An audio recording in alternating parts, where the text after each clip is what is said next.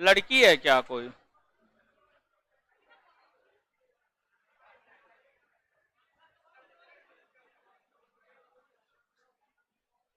बैठ जाएगी।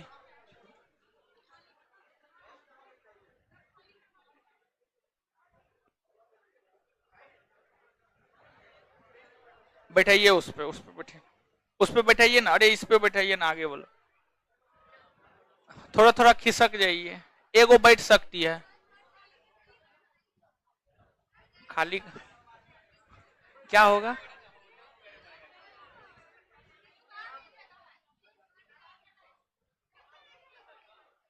ना उस पे 7 गो है।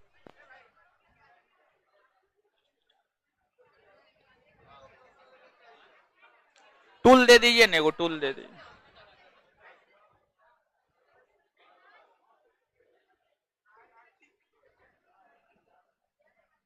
अंकित क्या बैठेगा? आप नीचे में बैठिए, विद्यार्थी को बैठने दीजिए।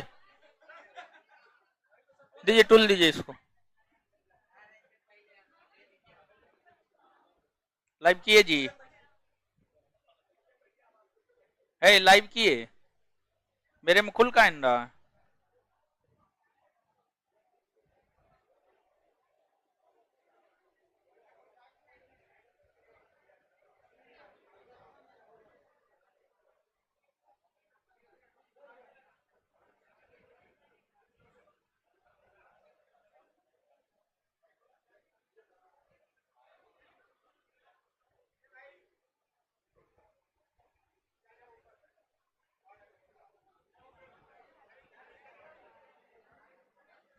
चलिए, गुड इवनिंग आप सभी को, ऑनलाइन ऑफलाइन सभी लोगों को गुड इवनिंग।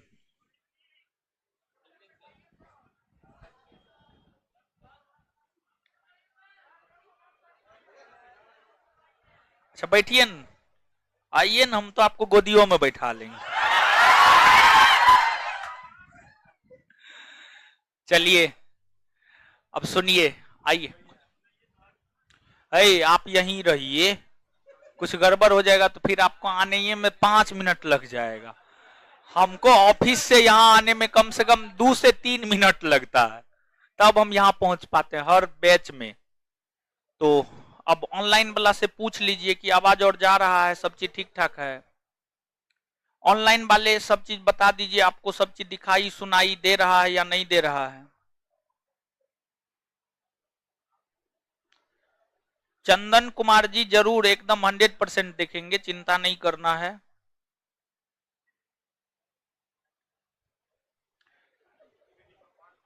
चलिए तो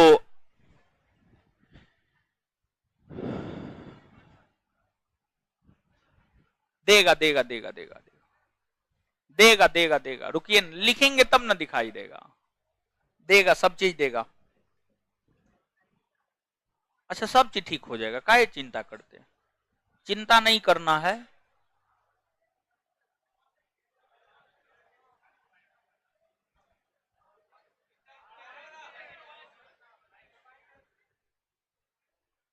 ब्लैक कर दे, ब्लैक ठीक है।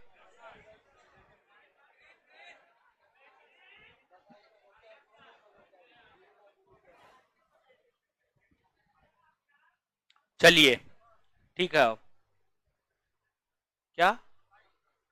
कौन सा लाइट? वो वाला लाइट चमक रहा है क्या? चमक रहा है? ओ ओ, अच्छा ठीक है। ये वाला लाइट का स्विच कहाँ है जी? है, रुकिए, आराम से हड़बड़ा करके नहीं बंद कीजिएगा। दाबिए तो एगो स्विच, कोई भी, कोई भी दाबिए, कोई भी दाबिए, हाँ दाबिए ना। चलिए रुकिए, तीसरा नंबर दाबिए ना। हो तीसरा, तीसरा नंबर, इसी में तीसरा लास्ट। हाँ चलिए, अब उधर दाबिए। चलिए उसको चलाइए, फिर से दाबिए, बंद, फिर ऑन कीजिए। हाँ चलिए, अब ऊपर में, ऊपर में, ऊपर में दाबिए तो नहीं।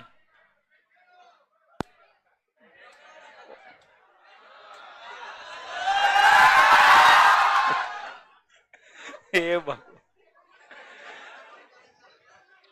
बताइए, बल्ब बल्ब बल्ब बंद हुआ तो इतना काहे हल्ला आप लोग?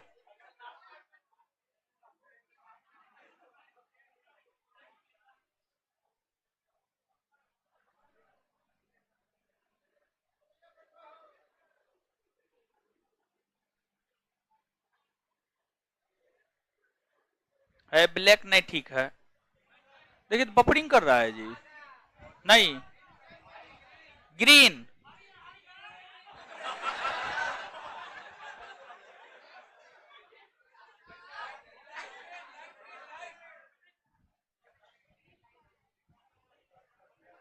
अब ठीक है, अब ठीक है ना। चलिए अब गौर कीजिएगा, देखिए आपको जो यह बैच है आगामी 68वीं बीपीएससी, आगामी बिहार दरोगा, इन सभी परीक्षाओं को ध्यान में रखते हुए यह बैच प्रारंभ किया गया है। और जैसा कि हमारे मुख्यमंत्री श्री नीतीश कुमार का स्टेटमेंट है, उनके स्टेटमेंट से ऐसा लगता है कि आगे आने वाले दिनों में, कुछ दिनों के भीतर पुलिस विभाग में वैकेंसी आने की पूरी संभावना है। हम आपको इस बैच में 2 सब्जेक्ट की शुरुआत किए हैं, एक इंडियन पॉलिटी तथा दूसरा बायोलॉजी। अभी आपको डेमो चल रहा है, लेकिन जो है आपको आज डेमो का 3रा क्लास है। 1 सप्ताह हम आपको डेमो देते हैं, यानी कल और परसों 2 दिन और आपको डेमो रहेगा। और उसके बाद फिर जो भी लोग एडमिशन लेंगे सिर्फ वही लोग क्लास कर पाएंगे। ऑनलाइन डेमो कुछ दिन तक और देंगे, लेकिन ऑफलाइन आप सभी लोग देख रहे हैं कितना ज्यादा भीड़ है, और आप ही लोगों का ये कहना है डेमो बंद कीजिए। तो मेरा बस चले तो हम तो हमेशा डेमो दे करके सब चीज पढ़ा दे, समझ गए। लेकिन मेरा भी बस नहीं ना चलता है, अभी उतना औकात नहीं है कि बस चला दे अपना, समझ गए। अभी स्कूटी चलाते हैं। चलिए तो आते हैं, समझते हैं, पढ़ते हैं। जो हम लोगों का मूल काम है पढ़ना और पढ़ाना, उस काम को हम लोग ईमानदारी पूर्वक करेंगे और इस तरीका से आपको पढ़ाया जाएगा। अगर आप पढ़ेंगे सप्ताह भर, यानी 5 क्लास अगर आप कर लेंगे तो 5 क्लास में आपको अनुमान लग जाएगा कि आप किस स्थिति में हैं, आपको पढ़ाई कैसा लग रहा है, नहीं लग रहा है। कम से कम 2 क्लास मेरा, 2 क्लास बिट्टू सर का कर लीजिएगा तो इतना में तो समझ में आ जाना चाहिए। तो इतना हमको लगता है डेमो सफिशिएंट है। ऐसे भी जो लोग यहाँ आए होंगे, आप ऐसे नहीं आए होंगे, आपको कोई ना कोई निश्चित तौर पे भेजा होगा। तो अगर कोई भेजा है तो वो गलत स्थान पे आपको नहीं भेजेगा, लेकिन फिर भी 1 सप्ताह डेमो देते हैं, देख करके आप खुद संतुष्ट हो जाइए। तो 2 क्लास और कष्ट करना पड़ेगा जो भी लोग क्लास कर रहे हैं, और 2 क्लास के बाद जो है आपको कष्ट नहीं होने देंगे, ऐसा प्रयास मेरा रहेगा। अब आगे क्या होगा ये तो इतिहास के गर्त में है, बताया नहीं जा सकता है। इंडियन पॉलिटी मुख्य तौर पर इस सब्जेक्ट में हमको भारत के संविधान के विषय में पढ़ना होता है। भारत के संविधान के विषय में पढ़ना होता है। तो जो भारत का संविधान है वह भी एक प्रकार का ग्रंथ है, एक प्रकार का किताब है, समझिए, एक प्रकार का किताब है। तो भारत का संविधान जो एक प्रकार का किताब है, क्या कोई ऑथेंटिक बुक है, अच्छे राइटर का बुक आप लोगों के पास है? कोई क्या है? नहीं होगा। एम लक्ष्मीकांत है किसी के पास? है? अभी है? और देखिए ध्यान दीजिएगा, इंडियन पॉलिटी में अगर आपको कोई बुक करना है, एम लक्ष्मीकांत कीजिए, उसी बुक को जितना बार करना है उतना बार कीजिए, उसके अलावा कोई दूसरा बुक आप नहीं खरीदिए, समझिएगा। उससे बेहतर मार्केट में भारतीय राज्य व्यवस्था का ना कोई बुक है ना कोई बुक होगा, समझिएगा। अभी लगभग 2-4-5 वर्ष तक तो नहीं ही होगा, समझ गए। तो ये चीज है। तो जब आप कोई भी अच्छे बुक को पढ़ेंगे ना, तो बुक को जब आप खोलेंगे तो सबसे पहले आपको प्रस्तावना मिलेगा। बुक में क्या मिलेगा? प्रस्तावना। प्रस्तावना के बाद आपको बुक में जो चैप्टर है, बुक का चैप्टर विषय सूची मिलेगा, विषय सूची मिलेगा। और विषय सूची के बाद चैप्टर की शुरुआत होती है। विषय सूची के बाद जो है चैप्टर की शुरुआत होती है। तो सबसे पहले प्रस्तावना है, प्रस्तावना के बाद विषय सूची है, विषय सूची के बाद चैप्टर 1 है, चैप्टर 2 है, चैप्टर 3 है, चैप्टर 4 है, चैप्टर 5 है। उसी प्रकार से जब आप भारत के संविधान, कॉन्स्टिट्यूशन ऑफ इंडिया, भारत के संविधान को लेते हैं तो उसमें जब आप खोलेंगे, पहला पेज पलटेंगे, तो उसमें सबसे पहले आपको प्रस्तावना मिलेगा। सबसे पहले क्या मिलेगा? प्रस्तावना। प्रस्तावना मिलेगा। प्रस्तावना के बाद आपको विषय सूची मिलेगा। विषय सूची के बाद आपको क्या मिलेगा? तो विषय सूची के बाद आपको अध्याय 1 मिलेगा, अध्याय 2 मिलेगा, अध्याय 3 मिलेगा, अध्याय 4 मिलेगा, अध्याय 5 मिलेगा। कुल मिलाकर के आपको अध्याय 1 से लेकर के अध्याय 22 तक मिलेगा। तो जो भारत के संविधान में प्रस्तावना से लेकर अध्याय 22 तक है, इन्हीं चीजों को इस विषय में हमें पढ़ना है। इन्हीं चीजों को इस विषय में हमें पढ़ना है। तो हर बैच में पॉलिटी की शुरुआत भारतीय संविधान की ऐतिहासिक पृष्ठभूमि नामक चैप्टर से करते हैं, लेकिन इस बैच में हम इस सब्जेक्ट की शुरुआत प्रस्तावना नामक चैप्टर से करने जा रहे हैं। तो आपको यह नहीं सोचना है कि भारतीय संविधान की पृष्ठभूमि हम आपको नहीं पढ़ाएंगे, संविधान सभा हम आपको नहीं पढ़ाएंगे। हम आपको हर चीज पढ़ाएंगे, लेकिन शुरुआत की अगर हम बात करें तो जो शुरुआत है हम प्रस्तावना से करेंगे। इस बैच में पॉलिटी पढ़ाने का अलग तरीका हम अपना रहे हैं। इस बैच में पॉलिटी पढ़ाने का अलग तरीका अपनाएंगे और काफी भास्ट में हम आपको जाएंगे, काफी भास्ट। जहां तक कंपटीशन आज तक पहुंचा है वहां तक तो पहले भी हम जाते थे, लेकिन कंपटीशन से भी 2 स्टेप आगे बढ़कर जाने का हम लोग प्रयास करेंगे। समझ गए? तो ये चीज है। तो पहले प्रस्तावना पढ़ लेते, प्रस्तावना के बाद विषय सूची। जब विषय सूची हम बताएंगे तो वहां पर हम आपको सिलेबस बताएंगे। तो अभी तक देखिए हम आपको सिलेबस नहीं बताए हैं। और पढ़ाने का जो पहला क्राइटेरिया होना चाहिए, आपको यह पता होना चाहिए कि आपको पढ़ना क्या क्या है। पढ़ना क्या क्या है इसके लिए आपको सिलेबस को जानना होगा। पढ़ना क्या क्या है इसके लिए आपको सिलेबस को जानना होगा। क्या अभी तक हम आपको सिलेबस बताए हैं? सिलेबस नहीं बताए हैं। सिलेबस है, सोना का चेन है, वो ओरिजिनल है। महाराज मुसल्लफपुर हाट में रहते, उसको बढ़िया से रखिए, समझे? कोई मार लेगा, समझे? चमक रहा है, सोना ही है, ओरिजिनल सोना है, नजरे आ रहा है ओरिजिनल सोना है, समझ रहे हैं? तो नए पहन के आइए, समझे?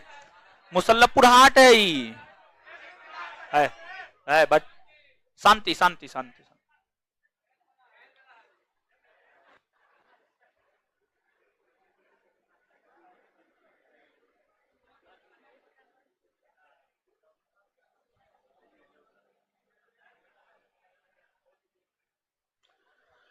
चलिए चलिए, तो अब ध्यान दीजिएगा, अब आइएगा, अब समझिएगा। तो पहले प्रस्तावना देख लेते हैं, फिर सिलेबस को देखेंगे और फिर जो है आगे हम लोग बढ़ेंगे। तो आज का जो चैप्टर है हम लोगों का प्रस्तावना है। और धीरे धीरे देखिए, जब पिछला क्लास हुआ था तो पिछला क्लास के दौरान कुछ चीज हम आपको पढ़ाई भी थे, और पढ़ाने के साथ साथ जो है थोड़ा बहुत बिहार दरोगा के विषय में बताए थे, थोड़ा बहुत बीपीएससी के विषय में बताएंगे। क्लास जैसे जैसे आगे बढ़ता जाएगा वैसे वैसे बीपीएससी का पूरा सिलेबस भी हम आपको बता देंगे, बिहार दरोगा का पूरा सिलेबस भी हम आपको बता देंगे। क्वेश्चन बैंक भी हम आपको खरीदने के लिए कहेंगे, आप क्वेश्चन बैंक खरीद लीजिएगा। देखिए एक चीज आप हमेशा ध्यान में रखिएगा, आप किसी से भी पढ़ रहे हैं, आप हमसे पढ़ रहे हैं या दुनिया में किसी भी लोग से पढ़ रहे हैं, आप किसी भी परीक्षा की तैयारी करते हैं तो उसका क्वेश्चन बैंक आप अपने पास में निश्चित तौर पे रखिए। क्वेश्चन बैंक अपने पास में रखिए। और अगर मान लीजिए आप हमसे इंडियन पॉलिटी पढ़ रहे हैं, आप बीपीएससी की तैयारी कर रहे हैं, तो बीपीएससी का क्वेश्चन बैंक लाइए और पॉलिटी में देखिए कि जो मास्टर पढ़ाया है वो सब क्वेश्चन की पूछा हुआ है या नहीं है, क्या हमको मास्टर उस लेवल का पढ़ा रहा है या नहीं पढ़ा रहा है। अगर मान लीजिए हम ईमानदारी पूर्वक आपको पढ़ा रहे होंगे तो आप हमसे लगातार पढ़ाई कंटिन्यू रखिएगा। लेकिन अगर मान लीजिए आपको लगेगा कि नहीं मास्टर ठग रहा है, हवाबाजी कर रहा है, कॉपी में कुछ देता नहीं है, सिर्फ बतियाता है, समझिएगा, अगर ऐसा अनुभव होगा तो आप हमको भी छोड़ दीजिएगा। ऐसा हम नहीं कहेंगे कि आप हमको पकड़े रहिएगा, एकदम नहीं। देखिए आप इस चीज को हमेशा ध्यान में रखिएगा कि आपके लिए सबसे ज्यादा महत्वपूर्ण अगर कोई चीज है तो वो आपका टाइम है। उससे ज्यादा महत्वपूर्ण आपके लिए कुछ भी नहीं है। पैसा चला गया आप कमा सकते हैं, लेकिन समय को अगर हम देखें, समय अगर आपका चला जाएगा तो आप उसको दोबारा रिटर्न नहीं कर सकते हैं। आज अगर 8 मार्च 2022 है तो फिर आपके जीवन में कभी 8 मार्च 2022 नहीं आएगा। आप कुछ भी कर लीजिए नहीं आएगा। लेकिन अगर मान लीजिए कि आप पैसा दे करके मान लीजिए कि हमारे पास पढ़ रहे हैं, आप मान लीजिए 4,000 रुपया दिए, 4,000 रुपया आप कमा सकते हैं, कोई दिक्कत नहीं है, समझ गए, लेकिन समय आप नहीं कमा सकते हैं। तो इस चीज को आप हमेशा ध्यान में रखिएगा। और तैयारी की रणनीति हम आपको बता रहे हैं। आपकी तैयारी की पहली रणनीति ये होना चाहिए कि आप जिस भी परीक्षा की तैयारी करते हो उसका सिलेबस आपके होठ पे होना चाहिए, उसका क्वेश्चन बैंक आपके रूम में होना चाहिए, क्वेश्चन बैंक आपके रूम में होना चाहिए। बीपीएससी की तैयारी कर रहे हैं, बीपीएससी का क्वेश्चन बैंक, यूपीएससी की तैयारी कर रहे हैं, यूपीएससी का क्वेश्चन बैंक, रेलवे की तैयारी कर रहे हैं, रेलवे का क्वेश्चन बैंक, एसएससी की तैयारी कर रहे हैं, एसएससी का क्वेश्चन बैंक, जिस भी परीक्षा की आप तैयारी कर रहे हैं उसका क्वेश्चन बैंक आपके रूम में होना अति आवश्यक है। अगर आपके रूम में उस परीक्षा का क्वेश्चन बैंक नहीं है, मतलब आप तैयारी नहीं कर रहे हैं, आप फांकीबाजी कर रहे हैं, आप सिर्फ ख्याली दुनिया में जी रहे हैं कि हम ये बनने जा रहे हैं, आप कभी नहीं बन सकते हैं अगर आप इन शर्तों पे खरा नहीं उतरते हैं तो। अब आते हैं हम लोग सीधे तौर पर अपने चैप्टर की शुरुआत करते हैं।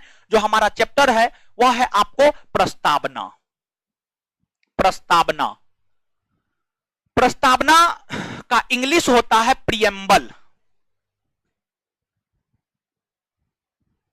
प्रियम्बल 1 से 2 क्लास लगेगा प्रस्तावना को समाप्त होने में। अगर 2-2 घंटा करके क्लास होगा तो 1 से 2 क्लास लगेगा, ठीक है। प्रियम्बल यानी प्रस्तावना। देखिए गौर कीजिएगा, प्रस्तावना अभी नहीं लिखिएगा, लिखाएंगे, चिंता नहीं करना, चीजों को समझना है। देखिए, एक तो सबसे पहली बात हम आपको यह बता दें कि जो भारत का संविधान है, भारत का संविधान है, उसे संविधान सभा ने बनाया है। संविधान सभा ने कॉन्स्टिट्यूशनल बॉडी ने बनाया है। संविधान सभा का इंग्लिश कॉन्स्टिट्यूशनल बॉडी ने बनाया है। जो संविधान सभा है, संविधान सभा का गठन 9 दिसंबर 1946 को हुआ, यानी संविधान सभा की जो स्थापना हुई है वह आपको 9 दिसंबर 1946 9 दिसंबर 1946 को संविधान सभा की स्थापना हुई। इस संविधान सभा ने ही भारत के लिए संविधान का निर्माण किया है और उसी संविधान का अंग है प्रस्तावना। संविधान सभा की स्थापना से लेकर 24 जनवरी 1950 तक, अर्थात 9 दिसंबर 1946 से लेकर 24 जनवरी 1950 तक, 24 जनवरी 1950 तक संविधान सभा की कुल 12 बैठकें हुई। संविधान सभा की कुल 12 बैठकें हुई। संविधान सभा की कुल 12 बैठकें हुई। संविधान सभा की जो कुल 12 बैठकें हुई है उसमें संविधान सभा की प्रथम बैठक जो चली है, संविधान सभा की प्रथम बैठक 9 दिसंबर 1946 से 23 दिसंबर 1946 तक चला। 23 दिसंबर 1946 तक चला। तो संविधान सभा की प्रथम बैठक 9 दिसंबर 1946 से 23 दिसंबर 1946 के बीच तक चला। इस प्रथम बैठक के दौरान ही संविधान सभा के समक्ष, इस प्रथम बैठक के दौरान ही संविधान सभा के समक्ष पंडित जवाहरलाल नेहरू ने उद्देश्य प्रस्ताव रखा। कौन सा प्रस्ताव? उद्देश्य प्रस्ताव। तो प्रथम बैठक के दौरान ही पंडित जवाहरलाल नेहरू ने संविधान सभा के समक्ष उद्देश्य प्रस्ताव रखा। उद्देश्य प्रस्ताव रखा। अब इस उद्देश्य प्रस्ताव पर संविधान सभा विचार विमर्श किया और जब संविधान सभा की द्वितीय बैठक की शुरुआत हुई, जो संविधान सभा की द्वितीय बैठक है, संविधान सभा की द्वितीय बैठक 20 जनवरी 1947 से 25 जनवरी 1947, 25 जनवरी 1947। तो जो संविधान सभा की द्वितीय बैठक है वह 20 जनवरी 1947 से 25 जनवरी 1947 के बीच आयोजित हुआ। इस द्वितीय बैठक में संविधान सभा ने उद्देश्य प्रस्ताव को स्वीकार लिया। उद्देश्य प्रस्ताव को स्वीकार लिया और इस द्वितीय बैठक के दौरान उद्देश्य प्रस्ताव को 22 जनवरी 1947 को स्वीकारा गया। 22 जनवरी 1947 को स्वीकारा गया। तो द्वितीय बैठक के दौरान संविधान सभा ने 22 जनवरी 1947 को उद्देश्य प्रस्ताव को स्वीकार लिया और यही उद्देश्य प्रस्ताव बाद में जाकर भारतीय संविधान का प्रस्तावना बना, भारतीय संविधान का प्रस्तावना बना। और यहां पर एक बात और, जब 26 जनवरी 1950 को भारत का संविधान लागू किया जा रहा था तो संविधान सभा के सदस्य उहापोह की स्थिति में थे कि प्रस्तावना को लागू किया जाए या प्रस्तावना को लागू नहीं किया जाए, प्रस्तावना को लागू किया जाए या प्रस्तावना को लागू नहीं किया जाए। यानी एक असमंजस की स्थिति थी कि प्रस्तावना को हम लागू करें या नहीं करें। लेकिन अंततः संविधान सभा के सदस्यों ने सर्वसहमति से यह निर्णय लिया कि प्रस्तावना को लागू करेंगे और संविधान को लागू करने के दौरान सबसे अंतिम में प्रस्तावना को ही लागू किया गया है। भारतीय संविधान का अंतिम भाग प्रस्तावना है जिसे 26 जनवरी 1950 को लागू किया गया है। अब देखिए यहां पर आप लोगों को कंफ्यूजन रहता है। क्या कंफ्यूजन रहता है? तो सामान्य तौर पर देखिए, लोग और कुछ टीचर भी पता नहीं किस आधार पर ऐसा पढ़ाते हैं, हमको नहीं पता है।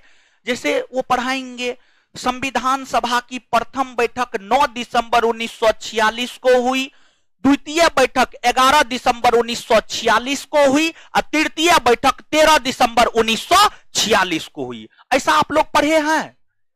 निश्चित तौर पे आप पढ़े होंगे, समझे, निश्चित तौर पे आप पढ़े होंगे। प्रथम बैठक 9 दिसंबर 1946, द्वितीय बैठक 11 दिसंबर 1946, तृतीय बैठक 13 दिसंबर 1946, जो कि सरासर गलत है, जो कि सरासर गलत है। प्रथम बैठक 9 दिसंबर से 23 दिसंबर तक चला था, द्वितीय बैठक 20 जनवरी से 25 जनवरी तक चला था। क्लियर है? तो प्रथम बैठक 9 दिसंबर से शुरू होकर 23 दिसंबर 1946 तक चला। तो अब आपको याद रखना है, मतलब हम यह बात कह सकते हैं कि संविधान सभा के समक्ष उद्देश्य प्रस्ताव प्रथम बैठक के दौरान पंडित नेहरू ने रखा, तो वहीं द्वितीय बैठक के दौरान उद्देश्य प्रस्ताव को संविधान सभा ने स्वीकार लिया। क्लियर है? तो यहां पर प्रथम बैठक द्वितीय बैठक के संदर्भ में तो आपको याद रखना ही है।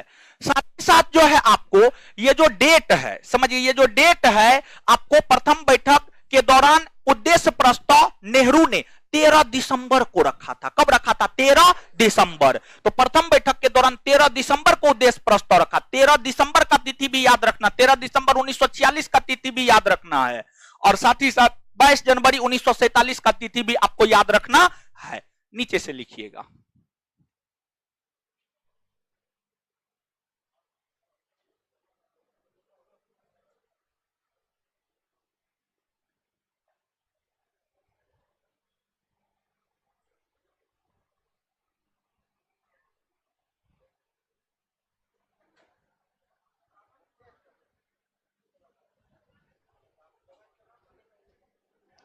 चलिए लिखिएगा, तो लिखिएगा, हेडिंग मार लीजिए, प्रस्तावना प्रियम्बल, प्रस्तावना प्रियम्बल।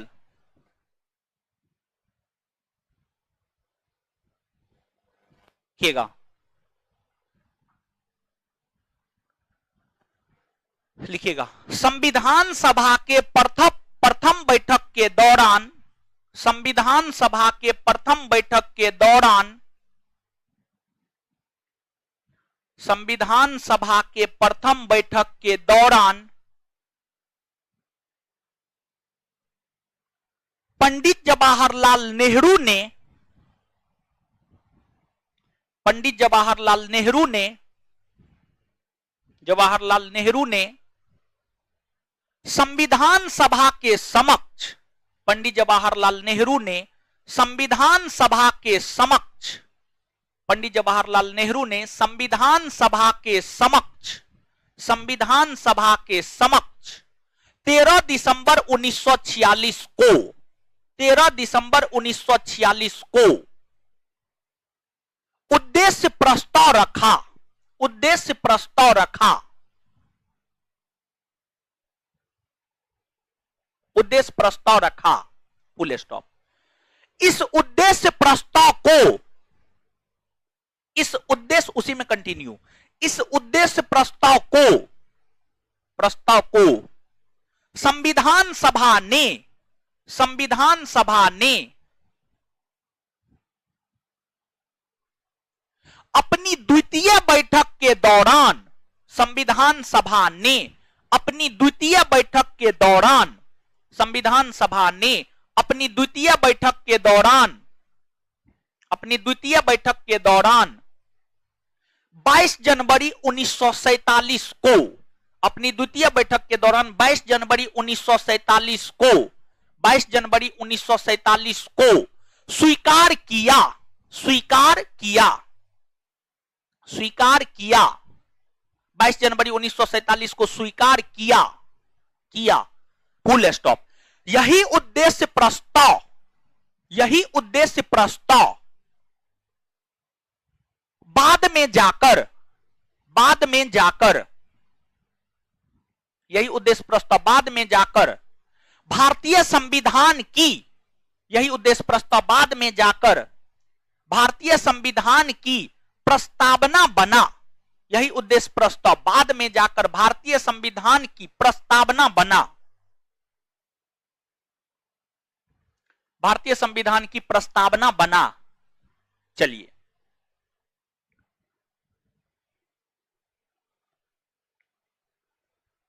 चलिए अब हम लोग आते हैं।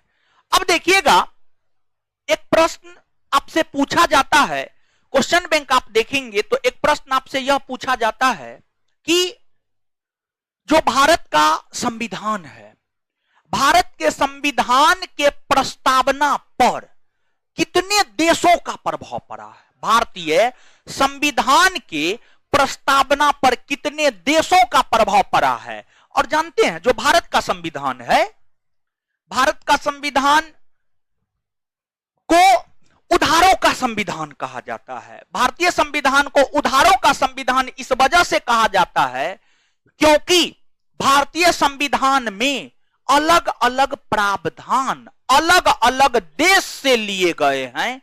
जैसे कि भारतीय संविधान में एकल नागरिकता संबंधी प्रावधान ब्रिटेन से, मौलिक अधिकार संबंधी प्रावधान अमेरिका से, राज्य के नीति निर्देशक तत्व संबंधी प्रावधान आयरलैंड से, तो अलग अलग प्रावधान आप देख सकते हैं अलग अलग देशों से लिया गया। तो जो प्रस्तावना है, प्रस्तावना को अगर आप देखेंगे तो प्रस्तावना पर 4 देशों का प्रभाव है। सिर्फ प्रस्तावना को अगर आप देखेंगे तो प्रस्तावना पर 4 देशों का प्रभाव है।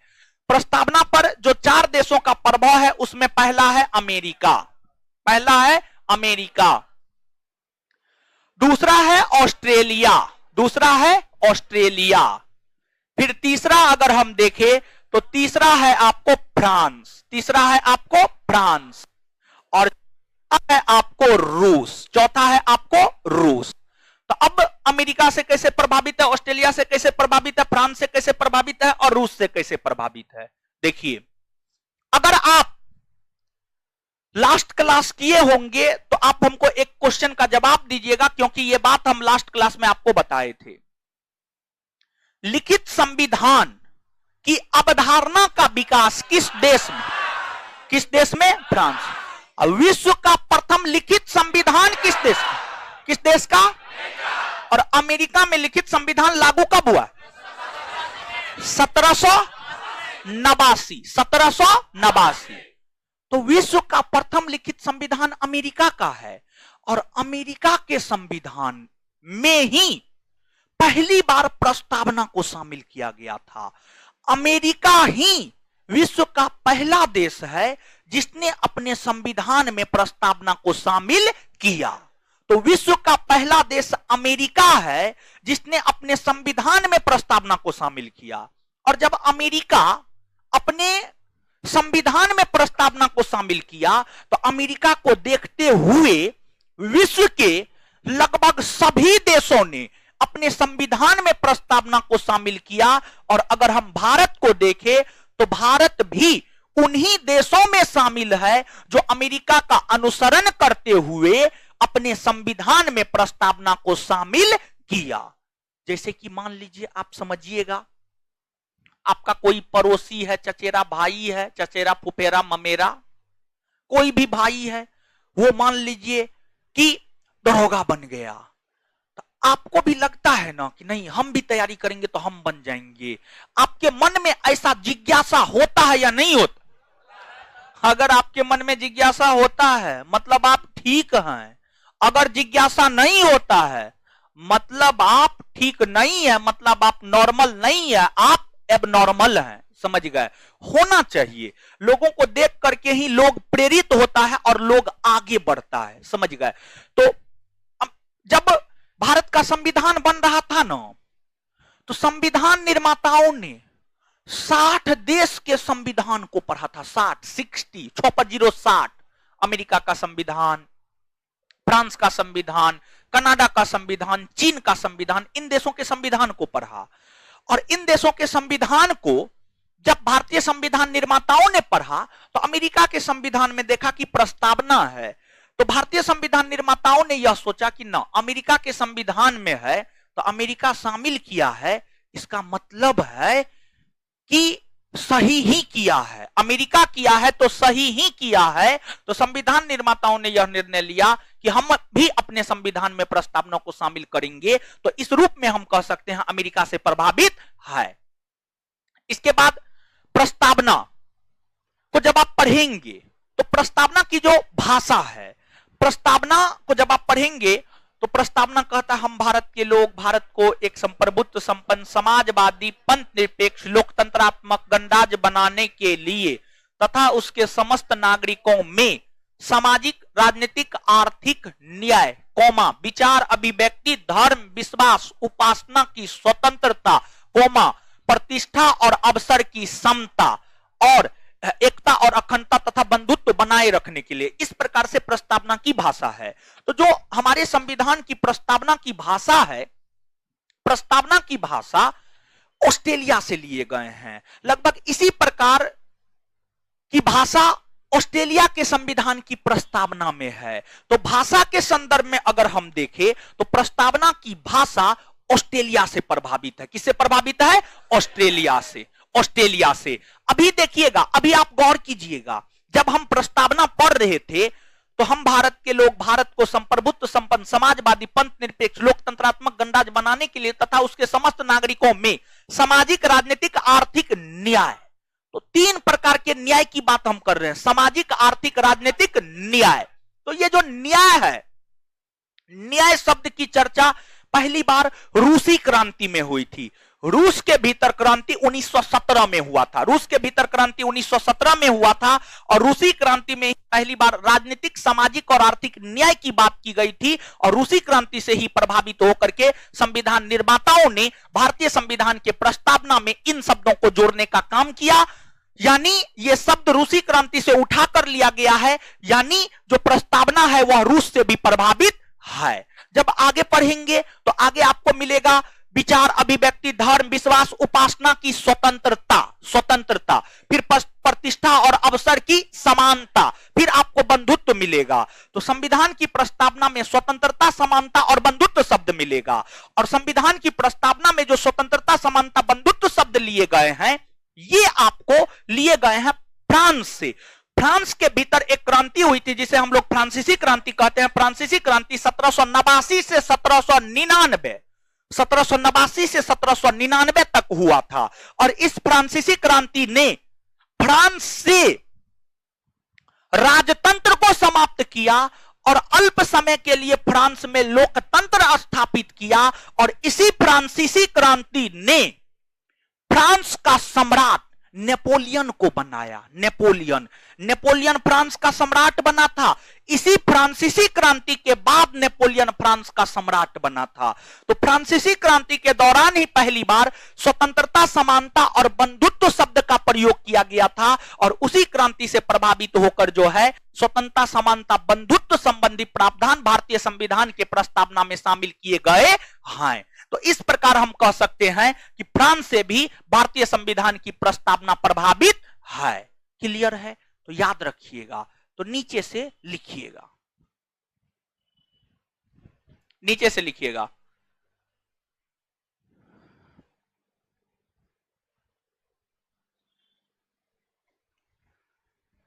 फ्रेंच, फ्रांस, कोई दिक्कत नहीं है, लिखिएगा। भारतीय संविधान की प्रस्तावना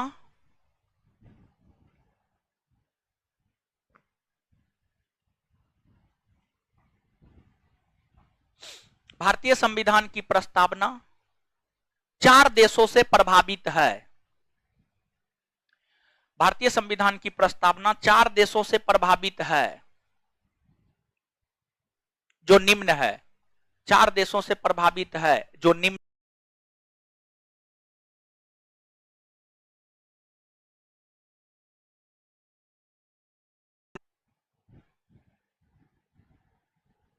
डैश देकर, ऑस्ट्रेलिया डैश देकर, प्रस्तावना की भाषा ऑस्ट्रेलिया से प्रभावित है। प्रस्तावना की भाषा ऑस्ट्रेलिया से प्रभावित है। प्रस्तावना की भाषा ऑस्ट्रेलिया से प्रभावित है।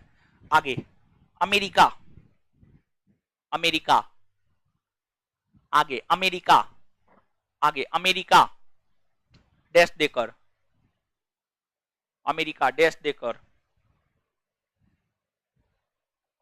अमेरिका डैश देकर, विश्व का प्रथम देश अमेरिका है। विश्व का प्रथम देश अमेरिका है। विश्व का प्रथम देश अमेरिका है, जिसने अपने संविधान में, जिसने अपने संविधान में प्रस्तावना को शामिल किया।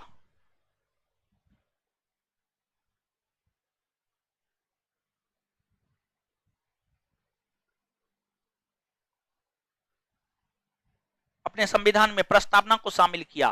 भारत उसी में, भारत अमेरिका का अनुसरण करते हुए ही, भारत अमेरिका का अनुसरण करते हुए ही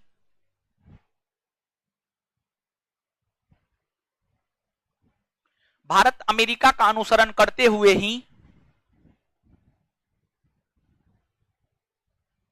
अपने संविधान में प्रस्तावना को शामिल किया। अपने संविधान में प्रस्तावना को शामिल किया।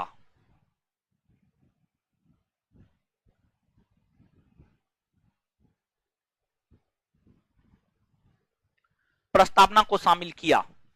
अब देखिएगा, एक चीज यहां पर सुनिएगा। एक बात आपसे पूछा जाता है, क्या जानते हैं? संविधान की प्रस्तावना में कितने बंधुत्व की चर्चा है, कितनी समानता की चर्चा है, कितने न्याय की चर्चा है, कितनी स्वतंत्रता की चर्चा है।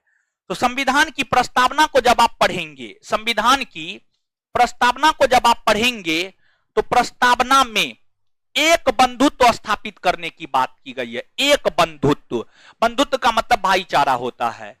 2 प्रकार की समानता स्थापित करने की बात की गई है, और जो 2 प्रकार की समानता स्थापित करने की बात की गई है वह प्रतिष्ठा, अवसर की समानता, प्रतिष्ठा और अवसर की समानता, प्रतिष्ठा और अवसर की समानता।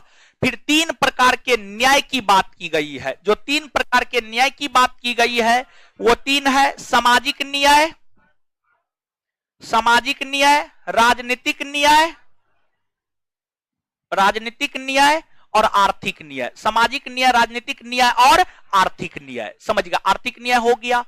इसके बाद आपको संविधान की प्रस्तावना में 5 प्रकार के स्वतंत्रता की चर्चा की गई है। कितने प्रकार के? 5 प्रकार के स्वतंत्रता की चर्चा की गई है। और जो 5 प्रकार के स्वतंत्रता की चर्चा की गई है वह है आपको विचार, अभिव्यक्ति,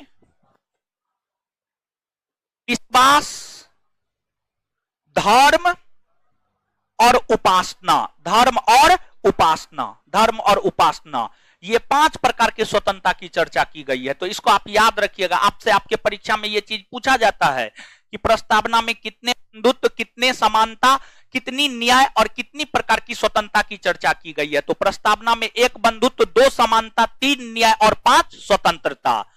2 समानता, प्रतिष्ठा और अवसर की समानता, न्याय, सामाजिक, राजनीतिक, आर्थिक न्याय, स्वतंत्रता, विचार, अभिव्यक्ति, विश्वास, धर्म और उपासना। तो नीचे से लिखिएगा अब फ्रांस,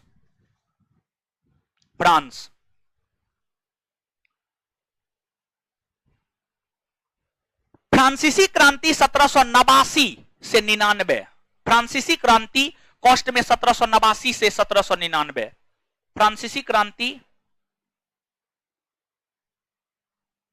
फ्रांसीसी क्रांति कॉस्ट में 1789 से 1799। फ्रांसीसी क्रांति कॉस्ट में 1789 से 1799। फ्रांसीसी क्रांति कॉस्ट बंद। फ्रांसीसी क्रांति के दौरान पहली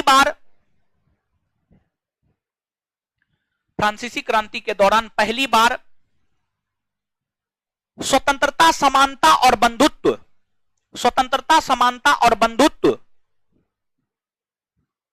स्वतंत्रता, समानता और बंधुत्व, स्वतंत्रता, समानता और बंधुत्व का नारा दिया गया। स्वतंत्रता, समानता और बंधुत्व का नारा दिया गया।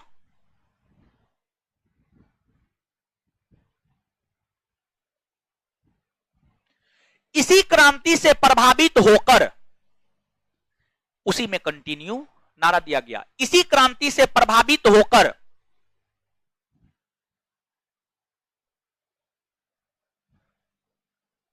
भारतीय संविधान के निर्माताओं ने, इसी क्रांति से प्रभावित होकर भारतीय संविधान के निर्माताओं ने प्रस्तावना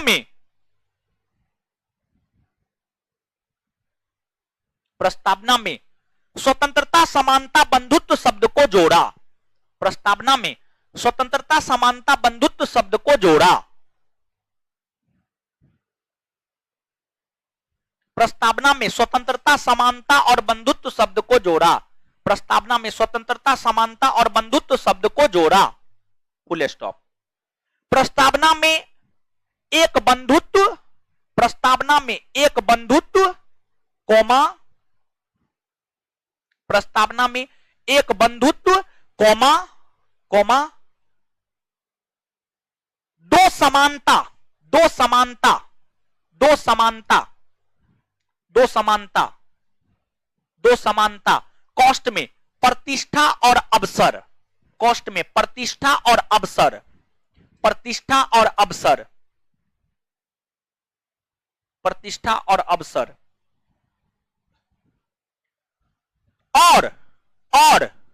और पांच स्वतंत्रता, पांच स्वतंत्रता, पांच स्वतंत्रता, पांच स्वतंत्रता, कॉस्ट में विचार, विचार, अभिव्यक्ति, विचार, अभिव्यक्ति, विचार कोमा अभिव्यक्ति, कोमा धर्म, धर्म, कोमा विश्वास, कोमा उपासना, विचार, अभिव्यक्ति, धर्म, विश्वास, उपासना, उपासना, कॉस्ट बंद की चर्चा, कॉस्ट बंद के बाद की चर्चा, की चर्चा प्रस्तावना में की गई है, की चर्चा प्रस्तावना में की गई है, की चर्चा प्रस्तावना में की गई है। आगे हेडिंग मारिएगा रूस, आगे हेडिंग मारिएगा रूस, क्या तो रूस में लिखाएंगे, ठीक है, रूस, आगे हेडिंग मारिएगा रूस, रूस डैश देकर। रूसी क्रांति 1917 ईस्वी में, रूसी क्रांति 1917 ईस्वी में, रूसी क्रांति 1917 ईस्वी में हुई है, रूसी क्रांति 1917 ईस्वी में हुई है। इस क्रांति के दौरान ही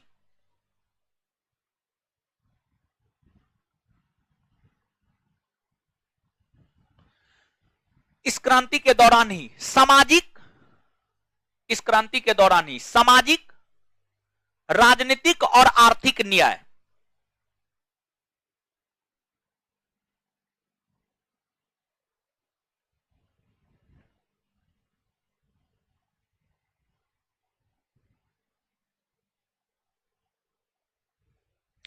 इस क्रांति के दौरान ही सामाजिक, राजनीतिक, आर्थिक न्याय का नारा दिया गया था,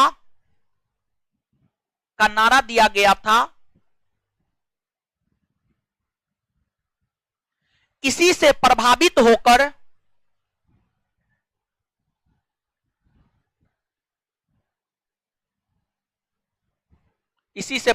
होकर प्रस्तावना में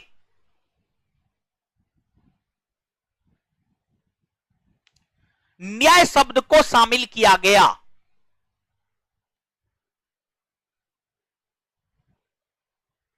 न्याय शब्द को शामिल किया गया। प्रस्तावना में 3 प्रकार के न्याय की चर्चा है। उसी में कंटिन्यू। प्रस्तावना में 3 प्रकार के न्याय की चर्चा है। प्रस्तावना में 3 प्रकार के न्याय की चर्चा है, जो निम्न है। 1 नंबर में सामाजिक न्याय, 2 नंबर में राजनीतिक न्याय, 1 नंबर में सामाजिक न्याय, 2 नंबर में राजनीतिक न्याय, 3 नंबर में आर्थिक न्याय। सामाजिक न्याय, राजनीतिक न्याय, आर्थिक न्याय। सामाजिक न्याय, राजनीतिक न्याय, आर्थिक न्याय। चलिए, यहां तक क्लियर है? आगे बढ़ जाए ना। अब देखिएगा, अब एक बात है, प्रस्तावना को लेकर हमेशा विवाद रहा है। कभी कहा जाता है कि प्रस्तावना संविधान का अंग है, और कभी कहा जाता है कि प्रस्तावना संविधान का अंग नहीं है। तो प्रस्तावना को संविधान का अंग बताया जाता है कभी, और कभी नहीं बताया जाता है। तो किस जजमेंट में सुप्रीम कोर्ट ने यह कहा है कि प्रस्तावना संविधान का अंग है, किस जजमेंट में सुप्रीम कोर्ट ने यह कहा है कि प्रस्तावना संविधान का अंग नहीं है? ये तमाम प्रकार की बातें हैं जो कि हमें याद रखने हैं। लेकिन पहले इन बातों को ही जान लेते हैं, फिर आगे जानेंगे। तो अब देखिएगा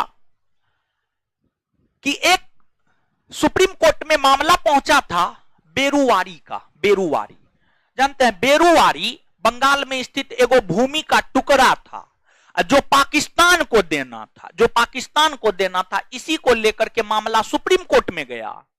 मामला सुप्रीम कोर्ट में जब गया तो उसको लेकर के तो चर्चा हुआ ही, साथ ही साथ संविधान के प्रस्तावना को लेकर भी उस मामले में चर्चा हुए।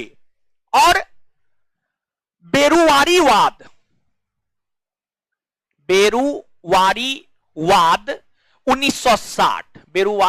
1960 में सुप्रीम कोर्ट ने यह कहा कि जो प्रस्तावना है, प्रस्तावना संविधान का अंग नहीं है। प्रस्तावना संविधान का अंग नहीं है। और एक चीज ध्यान में रखिएगा, जो संविधान है, हमारे संविधान की यूं तो कई सारी विशेषताएं हैं, लेकिन उन विशेषताओं में अगर भारत के संविधान की एक प्रमुख विशेषता को देखे तो संविधान संशोधित होना, यानी संविधान का संशोधन हो सकता है। यह अपने आप में भारतीय संविधान की बहुत बड़ी विशेषता मानी जाती है। और संविधान में संशोधन करने का अधिकार भारत की संसद को है। जो भारत की संसद है, जो भारत की पार्लियामेंट है, भारतीय संविधान को जब आप पढ़ेंगे तो आपको पार्लियामेंट की चर्चा अनुच्छेद 79 में स्पष्टता पूर्वक देखने को मिलता है। और भारतीय संविधान का आर्टिकल 79, अनुच्छेद 79 यह कहता है, राष्ट्रपति, लोकसभा, राज्यसभा, राष्ट्रपति, लोकसभा और राज्यसभा को मिलाकर के भारत के संसद का गठन किया जाता है। अर्थात संसद के अंतर्गत राष्ट्रपति, लोकसभा और राज्यसभा, राष्ट्रपति, लोकसभा और राज्यसभा, यही सब मिलकर के भारत के संविधान में संशोधन करता है। क्या करता है? संशोधन। और संसद को पूरे संविधान में संशोधन करने का अधिकार है। संविधान का जो अंग है उसमें संशोधन करने का अधिकार भारत की संसद को है। और अगर कोई चीज संविधान का अंग नहीं है तो उसमें संशोधन करने का अधिकार भारत की संसद को नहीं है। एक बार फिर से बोल रहे हैं, संविधान में संशोधन करने का अधिकार किसके पास है? संसद। किसके पास है? संसद। जो संविधान का अंग है उसमें संसद संशोधन कर सकता है, जो संविधान का अंग नहीं है उसमें संसद संशोधन नहीं कर सकता। अब सुप्रीम कोर्ट ने बेरुवारीवाद 1960 में कहा कि प्रस्तावना जो है संविधान का अंग नहीं है। अब जब प्रस्तावना संविधान का अंग नहीं है तो क्या इसमें संसद संशोधन कर सकती है? नहीं ना कर सकती है। तो इस वाद में अब यहां से क्वेश्चन आपसे क्या पूछता है जानते हैं? क्वेश्चन ऐसे पूछता है, सुप्रीम कोर्ट ने किस वाद में यानी किस मुकदमा में, किस वाद में यह कहा कि संसद प्रस्तावना में संशोधन नहीं कर सकती है? तो बेरुवारीवाद 1960, बेरुवारीवाद 1960।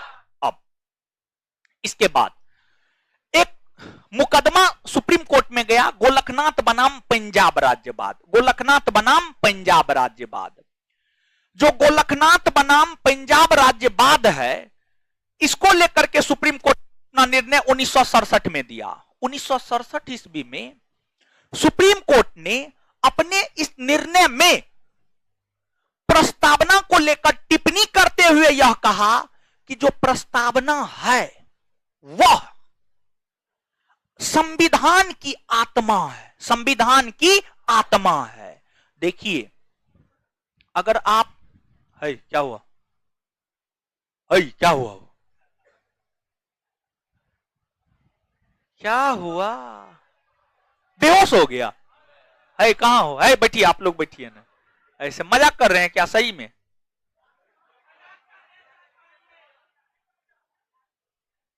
देखिए ऐसा मजाक मत कीजिए, ये गलत मजाक। मजाक कीजिए ससुराल को लेकर, साली को लेकर, सरोज को लेकर, बीमार पड़ने को लेकर मजाक मत कीजिए, गलत बात है ये। चलिए चलिए देखिए, ध्यान दीजिएगा, सुनिएगा, है सुनिएगा। देखिए जानते हैं अलग अलग राजनीतिक विश्लेषक अलग अलग चीजों को संविधान की आत्मा कहा है। जैसे कि अगर आप ग्रेनविल ऑस्टिन को पढ़ते हैं, ग्रेनविल ऑस्टिन विद्वान थे, उन्होंने राज्य के नीति निर्देशक तत्व को संविधान की आत्मा कहा। फिर अगर आप डॉक्टर अंबेडकर को पढ़ते हैं तो डॉक्टर अंबेडकर साहब ने, बी.आर. अंबेडकर, भीमराव अंबेडकर ने भारतीय संविधान के अनुच्छेद 32 को संविधान की आत्मा कहा। अनुच्छेद 32 को संविधान की आत्मा कहा। वही अगर हम भारत के सुप्रीम कोर्ट के निर्णय को पढ़ते हैं, भारत के सुप्रीम कोर्ट को पढ़ते हैं, तो जो भारत का सुप्रीम कोर्ट है, भारत के सुप्रीम कोर्ट ने अपने गोलकनाथ बनाम पंजाब राज्यवाद 1967 में निर्णय देते हुए प्रस्तावना को संविधान की आत्मा कहा। प्रस्तावना को संविधान की आत्मा कहा। अगर आपसे विद्वान का नाम देकर के पूछे कि इस विद्वान के अनुसार संविधान की आत्मा क्या है, तो विद्वान के संदर्भ में मारना है। लेकिन अगर आपसे सीधा सीधा पूछे कि भारतीय संविधान की आत्मा किसे कहा जाता है, यानी किसी विद्वान का नाम नहीं दे, सीधा सीधा पूछे कि भारतीय संविधान का आत्मा किसे कहा जाता है, तो आंसर प्रस्तावना होगा। क्या होगा? प्रस्तावना। क्या होगा? प्रस्तावना। तो इस चीज को आप याद रखिएगा, समझ गए। और सुप्रीम कोर्ट ने गोलकनाथ बनाम पंजाब राज्यवाद में प्रस्तावना को भारतीय संविधान का आत्मा कहा। और आत्मा ही नहीं कहा, बल्कि सुप्रीम कोर्ट ने यह भी कहा कि यह अपरिवर्तनीय है, मतलब इसमें परिवर्तन नहीं किया जा सकता है, इसमें परिवर्तन नहीं किया जा सकता है। अपरिवर्तनीय के साथ साथ प्रस्तावना को सुप्रीम कोर्ट ने अपने इस वाद में शाश्वत भी कहा। शाश्वत यानी जो हमेशा बना रहेगा, यह कभी भी समाप्त नहीं किया जा सकता। प्रस्तावना को कभी भी समाप्त नहीं किया जा सकता है, जो हमेशा बना रहेगा, शाश्वत है, अमर है। एक प्रकार से कर लीजिए ना, अमर है। अमर का मतलब समझते हैं, यानी जो हमेशा के लिए है, अमर है, वैसे ही शाश्वत है। समझ गए, ये चीज है। अब इसके बाद एक वाद है एक वाद है केशवानंद भारतीवाद। केशवानंद भारतीवाद, जब आप केशवानंद भारती बनाम केरल राज्यवाद को पढ़ेंगे तो इसको लेकर कोर्ट का निर्णय, इसको लेकर के सुप्रीम कोर्ट का निर्णय 1973 में आया है। और 1973 ईस्वी में जो सुप्रीम कोर्ट का निर्णय आया है, सुप्रीम कोर्ट ने अपने द्वारा दिए गए पुराने सभी निर्णयों को पलटते हुए, जानते हैं सुप्रीम कोर्ट को यह अधिकार है कि वो अपने पुराने निर्णय को पलट सकता है।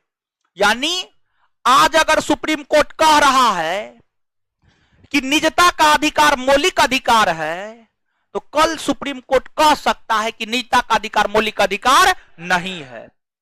आज अगर सुप्रीम कोर्ट ने अयोध्या में राम मंदिर बनाने की घोषणा की है, बनाने का आदेश दिया है, तो कल के डेट में सुप्रीम कोर्ट पलट भी सकता है। यानी कह सकता है सुप्रीम कोर्ट की नहीं, अयोध्या में राम मंदिर का निर्माण नहीं भी किया जा सकता। मतलब सुप्रीम कोर्ट जो निर्णय सुनाया है ना, उस निर्णय को सुप्रीम कोर्ट को पलटने का अधिकार है।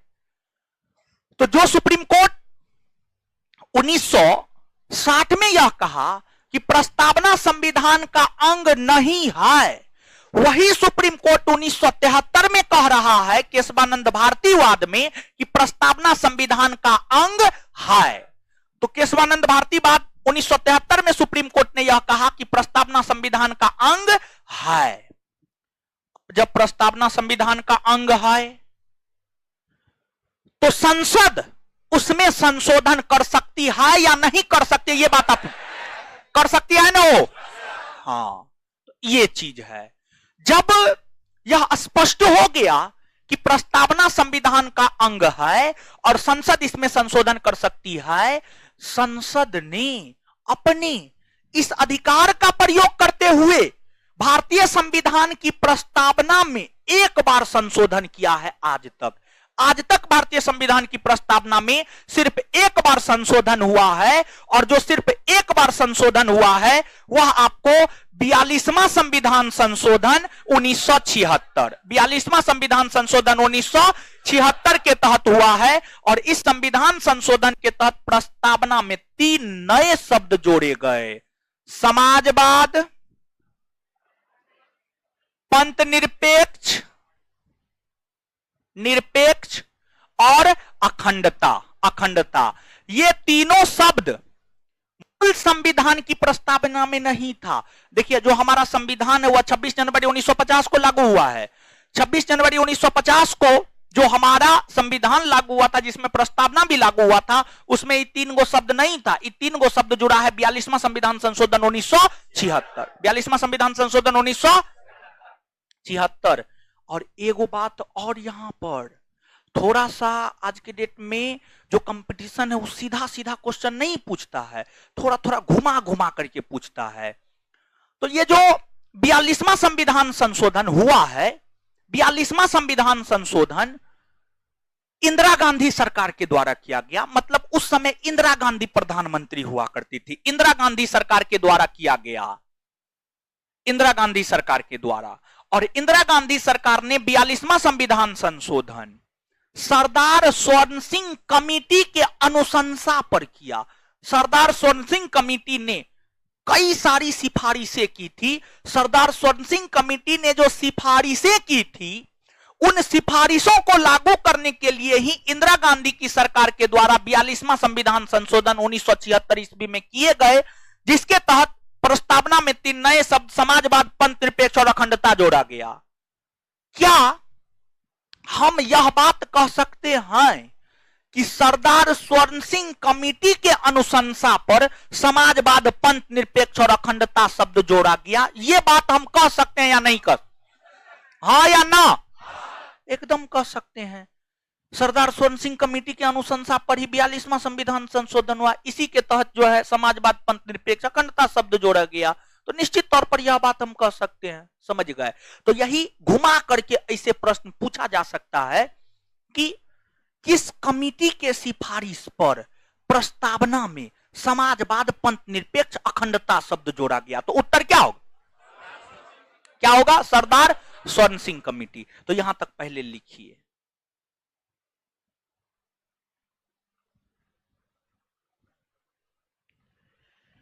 लिखिएगा।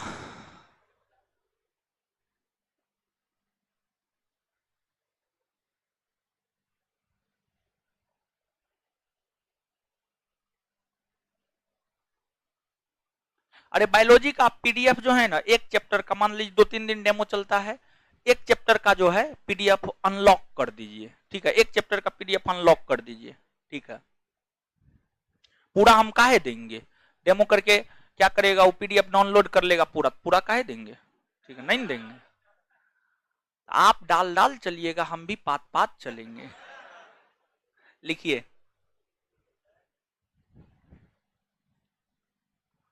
बहुत मेहनत लगता है नोट बनाने में, एगो चैप्टर बना के देखिए ना, समझ गए, दिन रात बैठते हैं तब जाकर के एगो चैप्टर बनता है। मेरा तो आज तक नोटे नहीं बना है, हम तो ऐसे ही पढ़ा रहे हैं, बिट्टू सर का नोट है। लिखिए, बस अब जो प्रॉमिस किए हैं उसके बाद ही ना, ठीक है। अब बस 2 दिन और, आज तीसरा दिन हो गया ना, 2 दिन और, 1 सप्ताह रहता है, 1 सप्ताह रहने दे। लिखिएगा,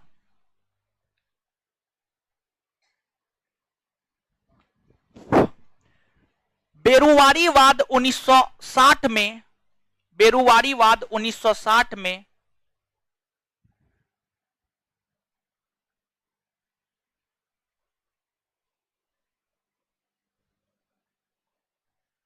बेरुवारीवाद 1960 में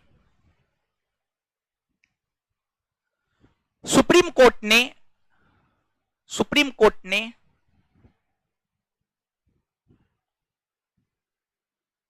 सुप्रीम कोर्ट ने यह कहा कि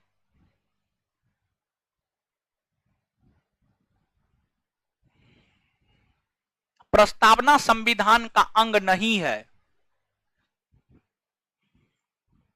प्रस्तावना संविधान का अंग नहीं है, जिस कारण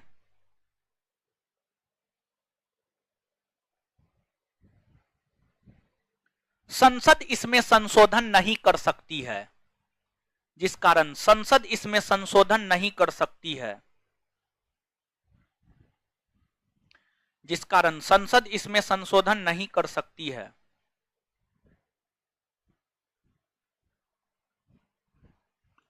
आगे, गोलखनाथवाद 1967 में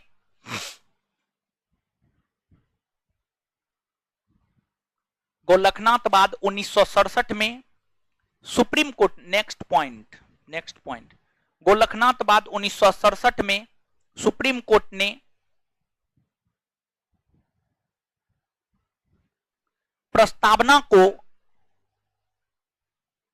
प्रस्तावना को संविधान का आत्मा बताया, संविधान का आत्मा बताया, और कहा कि प्रस्तावना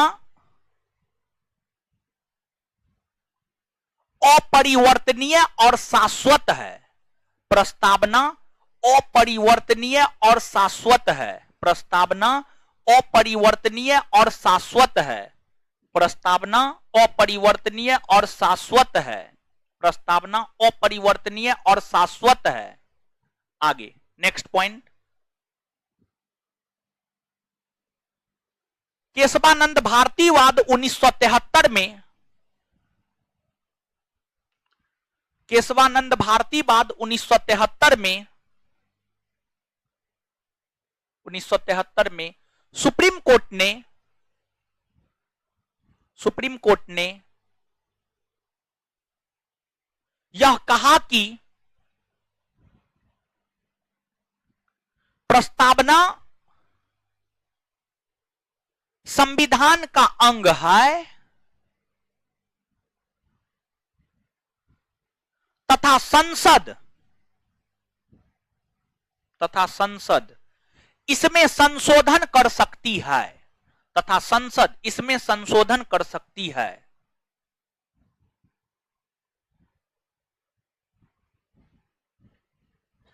फुल स्टॉप। संसद ने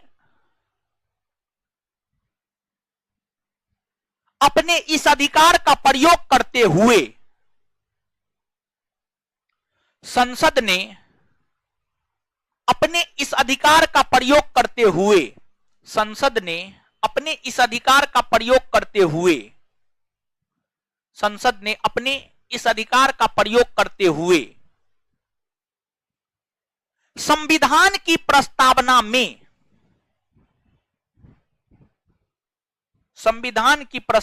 में एक बार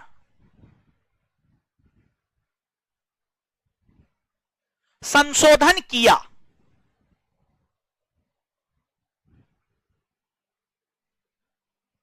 फुल स्टॉप। नीचे से नेक्स्ट पॉइंट। एक बार संशोधन किया। Next point. 42वां संविधान संशोधन 1976 के तहत 42वां संविधान संशोधन 1976 के तहत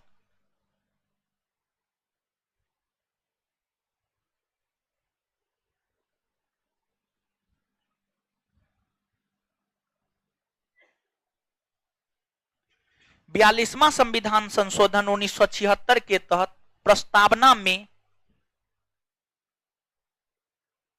संशोधन करते हुए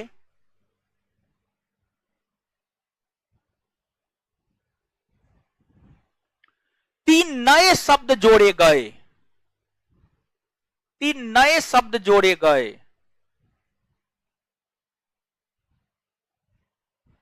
जो निम्न है।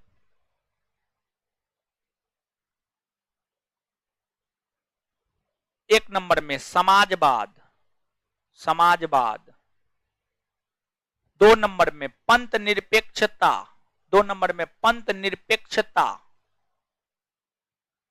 3 नंबर में अखंडता, 3 नंबर में अखंडता, 3 नंबर में अखंडता, 3 नंबर में अखंडता।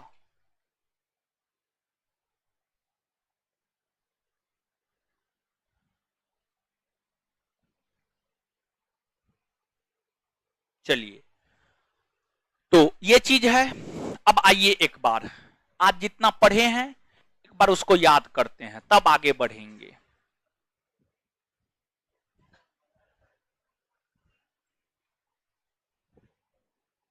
चलिए आइएगा बोर्ड पे।